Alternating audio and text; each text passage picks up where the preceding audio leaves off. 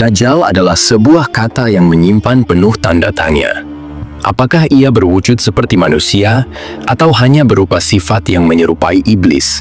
Sosok ini penuh dengan misteri, namun dalam banyak riwayat disebutkan bahwa Dajjal merupakan manusia yang mendapat penangguhan ajal, sebagaimana halnya iblis yang tidak akan mati hingga datangnya hari kiamat.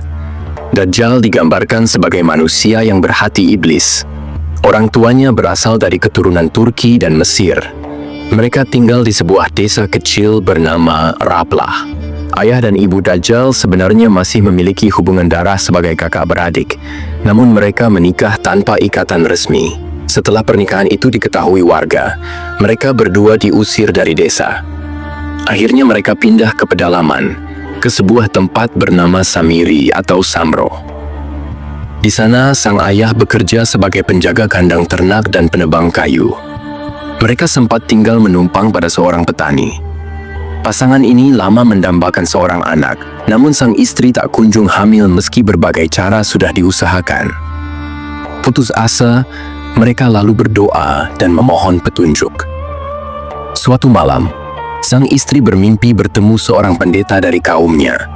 Namun sebenarnya pendeta itu adalah perwujudan iblis. Dalam mimpi itu, ia diperintahkan untuk meminta pertolongan di sebuah kuil yang terletak di ujung kampung.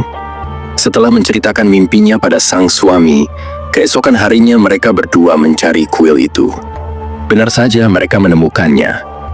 Di dalam kuil kecil itu terdapat sebuah patung anak lembu. Mereka pun membersihkan kuil, lalu melakukan ritual pemujaan, memohon pertolongan kepada patung tersebut. Namun setelah beberapa kali upaya, mereka tetap tidak mendapatkan hasil. Mereka pun berhenti melakukannya. Tak lama kemudian sang istri kembali bermimpi. Kali ini ia diperintahkan untuk melakukan persetubuhan dengan suaminya ketika sedang haid, tepat di depan patung anak lembu itu.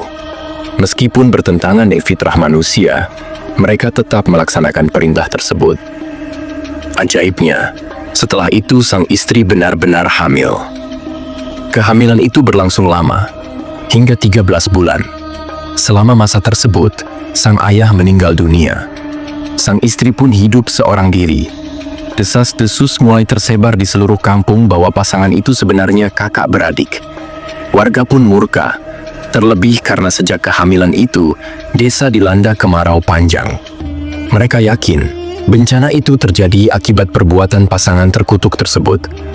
Sang istri yang tengah hamil pun diusir, bahkan diburu warga karena dianggap sebagai pembawa sial. Ia akhirnya bersembunyi di kuil kecil tempat ia dulu melakukan ritual. Di sanalah ia melahirkan. Namun, ia meninggal dunia tak lama setelah melahirkan karena mengalami pendarahan hebat. Bayi yang lahir pun bukan bayi biasa. Ia cacat pada beberapa anggota tubuh. Kulitnya bersisik seperti ular, kepalanya besar, mata kirinya buta, sementara mata kanannya menonjol abnormal. Di dahinya terdapat tulisan kafir yang dapat dibaca oleh setiap orang beriman, baik yang pandai membaca maupun tidak. Dalam sebuah hadis riwayat At-Tabrani, tanda ini akan jelas terlihat ketika Dajjal mulai mengaku sebagai Tuhan. Dajjal disebutkan lahir sekitar 100 tahun sebelum zaman Nabi Musa alaihi salam. Setelah beberapa tahun, keberadaannya diketahui oleh warga desa. Mereka pun bersatu dan membakar kuil tempat ia disembunyikan. Namun, seorang pendeta berhasil melarikan Dajjal ke arah laut. Ketika itu, Allah memerintahkan malaikat Jibril untuk menyelamatkan Dajjal dan menempatkannya di sebuah gua di pulau kecil yang indah. Pulau tersebut dijaga oleh seekor binatang aneh yang mampu berbicara dengan bahasa manusia. Sejak saat itulah, Dajjal menunggu masa yang telah ditetapkan baginya untuk keluar sebagai fitnah terbesar menjelang hari kiamat. Malaikat Jibril memerintahkan binatang penjaga itu untuk memberikan informasi tentang asal-usul Dajjal kepada siapa saja yang datang, serta mengajarkan prinsip-prinsip kehidupan. Binatang tersebut merawat Dajjal kecil dengan penuh kasih sayang, sementara sesekali malaikat Jibril datang menengoknya. Ketika berusia 7 tahun, Dajjal bangun dari tidurnya lalu keluar dari gua tempat ia tinggal. Ia berlari, kemudian bertemu dengan binatang yang selama ini merawatnya. Meskipun awalnya merasa takut, Dajjal akhirnya merasa nyaman ketika binatang itu berbicara kepadanya. Binatang tersebut menyampaikan bahwa ia adalah anak kecil yang telah diselamatkan oleh malaikat Jibril. Binatang itu lalu menceritakan asal-usulnya. Ia mengatakan kepada Dajjal kecil bahwa jika ia mengikuti jalan yang ditempuh oleh Jibril dan para nabi, maka ia akan menjadi seorang yang mulia serta pemimpin besar di dunia. Namun jika ia memilih jalan iblis, ia akan menjadi pendurhaka dan mendapat kutukan dari seluruh makhluk di bumi. Sebab Dajjal memiliki potensi besar, bisa menjadi kebaikan yang sangat agung, atau keburukan yang tak tertandingi. Dajjal kecil meragukan kebenaran perkataan binatang tersebut. Ia meminta bukti yang dapat menegaskan ucapan itu. Maka binatang itu membawanya ke suatu tempat di pulau itu, lalu menunjukkan beberapa lempengan yang ditulisi oleh tangan malaikat Jibril. Lempengan-lempengan tersebut merupakan karya tulis dari malaikat Allah yang paling mulia, berfungsi sebagai pedoman hidup bagi Samiri. Nama kecil Dajjal. Samiri diberitahu agar tidak menyimpang dari pedoman itu, karena bila melanggar, ia akan menjadi manusia yang sesat. Isi lempengan itu berisi pesan-pesan penting, di antaranya bahwa Allah adalah Maha Pencipta dan Raja Alam Semesta, serta larangan untuk mempersekutukannya. Pada sisi lempengan, terdapat sisa-sisa zat atau materi dari alat tulis yang digunakan malaikat Jibril, yang dibawanya dari surga. Zat tersebut ternyata memiliki keajaiban. Bisa menghidupkan kembali hewan yang mati, meskipun hanya untuk sesaat. Inilah zat yang kelak akan dipergunakan oleh Dajjal untuk menipu manusia dengan menghidupkan makhluk mati dan menebar kekacauan di seluruh dunia. Binatang pengasuh itu terus mengajarkan Samiri tentang tauhid, tentang ritual ibadah, dan pentingnya menyembah Allah. Namun Samiri kecil enggan.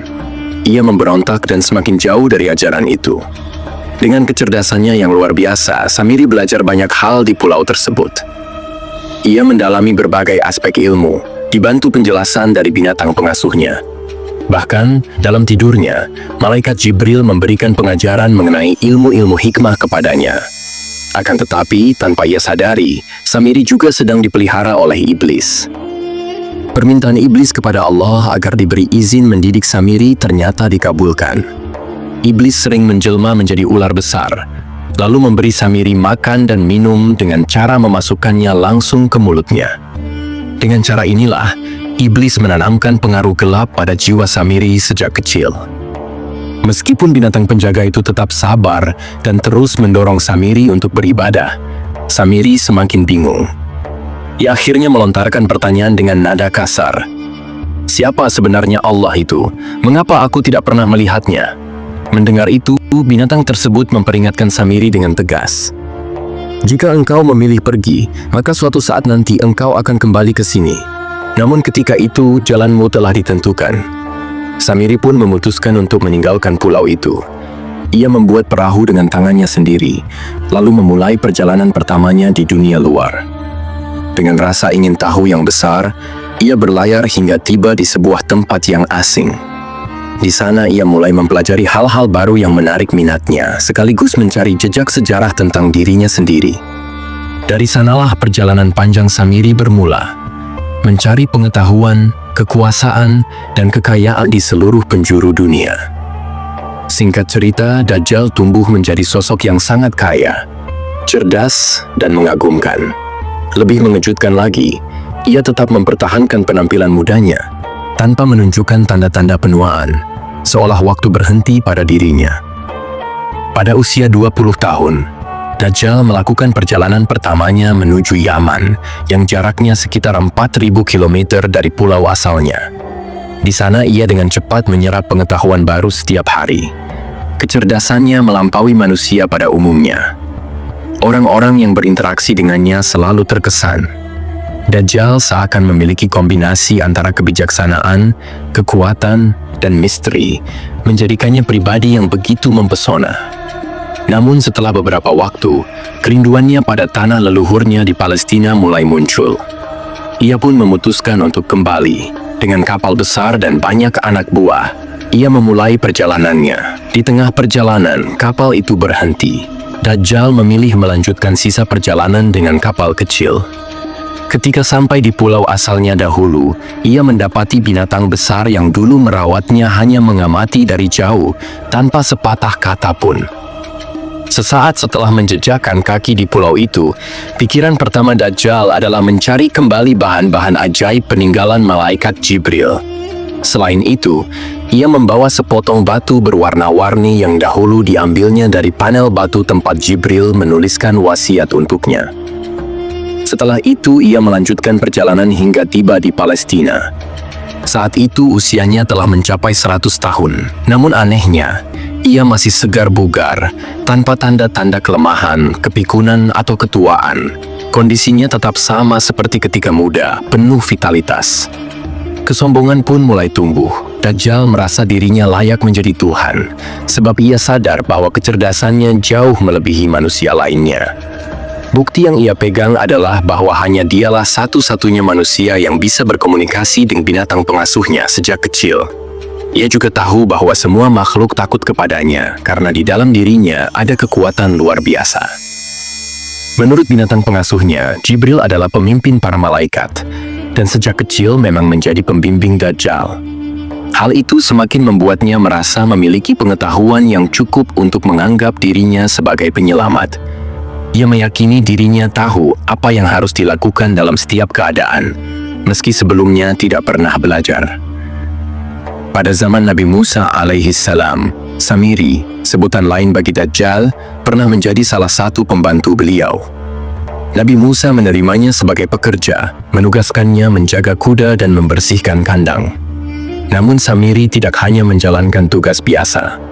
Ia kerap mengintip percakapan rahasia antara Nabi Musa dan Nabi Harun, bahkan mendengar dialog Nabi Musa dengan malaikat Jibril. Kelicikan Samiri tampak jelas. Ia bukan hanya mengintip, tapi juga berani mencuri pasir bekas pijakan kaki Jibril. Peristiwa ini terjadi ketika mukjizat besar Nabi Musa terjadi, yakni terbelahnya Laut Merah. Saat kaum Bani Israel melintasi laut yang terbelah menuju tanah yang dijanjikan, yaitu Baitul Maqdis, di belakang mereka Firaun dan tentaranya mengejar. Saat itu malaikat Jibril turun, menunggangi seekor kuda. Samiri memperhatikan dengan seksama. Ia melihat bahwa setiap pijakan kuda Jibril di atas tanah yang basah membuat tumbuh tanaman hijau. Maka ia pun mengambil tanah bekas pijakan kaki kuda Jibril, lalu menyimpannya. Menurut riwayat, hanya Samiri yang dapat melihat malaikat Jibril ketika itu. Kaum Bani Israel yang lain tidak melihat, bahkan tidak mengetahui keberadaan malaikat mulia tersebut. Hal ini karena sejak bayi, Samiri memang sudah dirawat oleh Jibril, sehingga matanya diberi kemampuan khusus. Ketika rombongan Nabi Musa dalam perjalanan menuju Baitul Maqdis, mereka singgah di sebuah desa kecil. Penduduk desa itu tidak menyembah Allah, tetapi patung anak sapi. Melihat hal itu, kaum Bani Israel justru terpengaruh. Mereka berkata kepada Musa, "Wahai Musa, buatkanlah untuk kami sesembahan sebagaimana mereka memiliki sesembahan." Ucapan ini menunjukkan lemahnya iman Bani Israel, meski baru saja mereka menyaksikan mukjizat besar dari Allah. Permintaan inilah yang kemudian menjadi pintu masuk fitnah terbesar yang kelak akan dimainkan oleh Samiri dengan patung anak sapi emas. Sejak saat itu, kekaguman Samiri pada berhala patung anak sapi semakin membutakan mata hatinya. Ia berencana suatu hari nanti akan membuat patung serupa agar kaum Bani Israel bisa menyembahnya. Kesempatan itu akhirnya datang. Dikisahkan, Nabi Musa alaihissalam pergi ke Bukit Tur Sina untuk menerima wahyu Taurat dari Allah.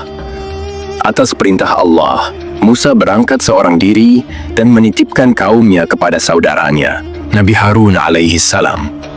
Awalnya Musa berencana pergi selama 10 malam, namun kemudian digenapkan menjadi 40 malam.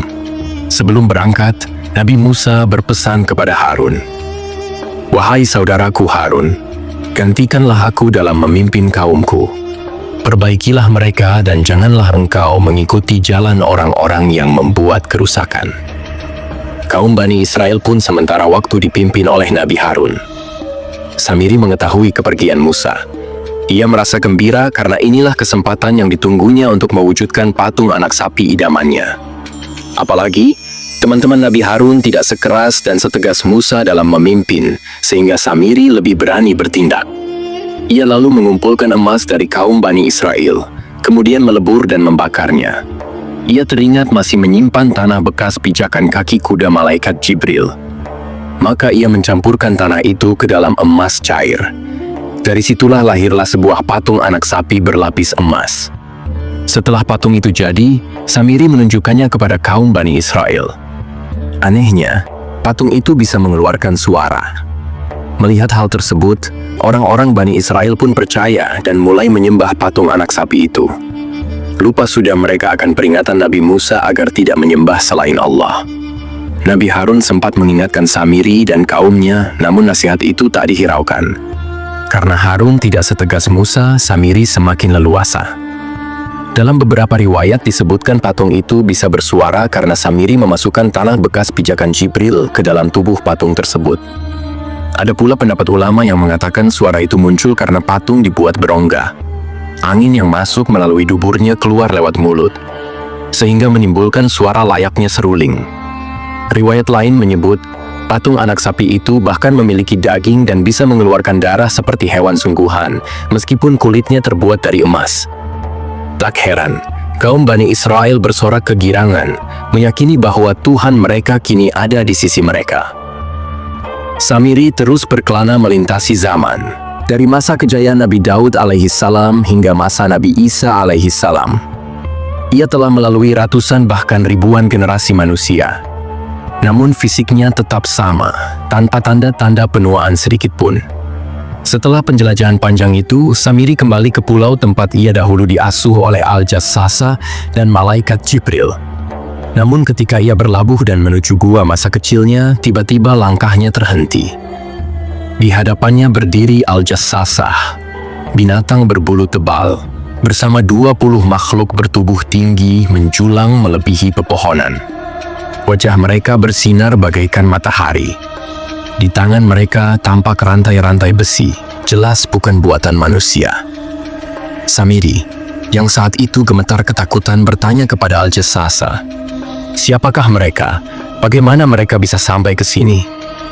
Al-Jassasa menjawab, "Wahai makhluk paling bodoh, engkau telah menyia-nyiakan 2 kesempatan yang diberikan kepadamu.